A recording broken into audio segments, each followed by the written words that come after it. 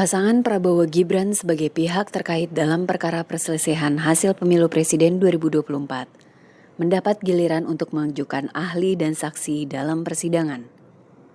Kepada majelis hakim yang dipimpin Ketua MK Soehartoyo, ahli hukum tata negara Andi Muhammad Asrun menjelaskan, KPU telah melaksanakan ketaatan terhadap norma hukum yaitu putusan MK.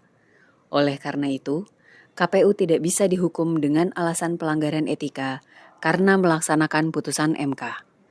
Ahli menambahkan, amandemen Undang-Undang Dasar sejak awal juga memisahkan pemilu dengan pemilihan kepala daerah.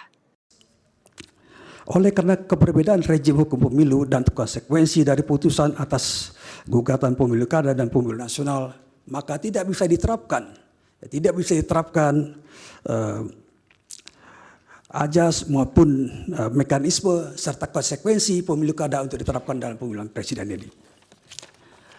Dan atas dasar ketaatan terhadap norma hukum, maka sudah benar KPU melaksanakan Undang-Undang Nomor 7 Tahun 17 mulai dari proses pemilu sampai penetapan hasil perolehan suara pasangan calon.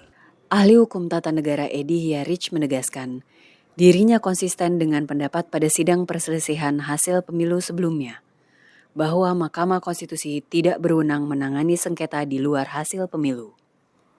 Namun demikian, Edi berpandangan, mumpung Undang-Undang MK sedang dalam proses perubahan, kewenangan MK dapat disesuaikan, berperan sebagai peradilan banding untuk pelanggaran yang tidak selesai di KPU dan Bawaslu.